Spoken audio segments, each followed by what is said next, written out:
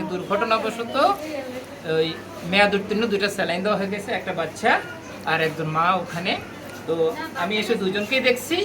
তো ওগুলো স্যাচুরেশন থেকে শুরু করে পালস, ব্লাড প্রেশার সবগুলো ভালো আছে।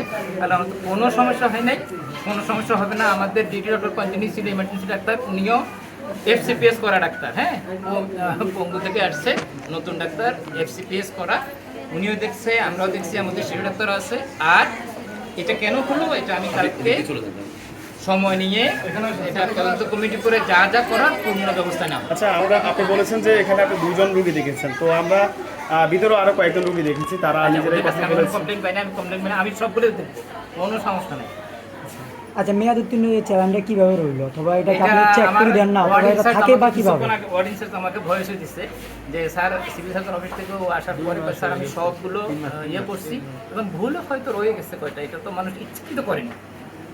তারপরেও আমরা কেন এরকম ইচ্ছাকৃত হওয়া যাবে না? এটা তো মানুষের শরীর, ইট দালান না, আমরা ইঞ্জিনিয়ার না, আমরা জীবন্ত শরীর নিয়ে ডিল করি, তাই না? ইট দালান নিয়ে ডিল করে দিয়ে একটা ইট ভেঙে গেলে কিছু না, কিন্তু আমাদেরকে সর্বোচ্চ সতর্কতা অবলম্বন করতে হবে এবং সেইভাবে আমি তদন্ত কমিটি করে যা যা করার করবো ইনশাআল্লাহ আপনাদের আশ্বস্ত। অভিযোগ এসেছে 3 মাস 1.5 মাস এরকমও মেয়াদ, 3 মাস, আর কেউ 1.5 মাস বলছে, কেউ 3 মাস বলছে। কিন্তু আমি বাকিগুলো সাথে সাথে আবার খোঁজ খবর নিছি, আর বাকি একটাও নাই।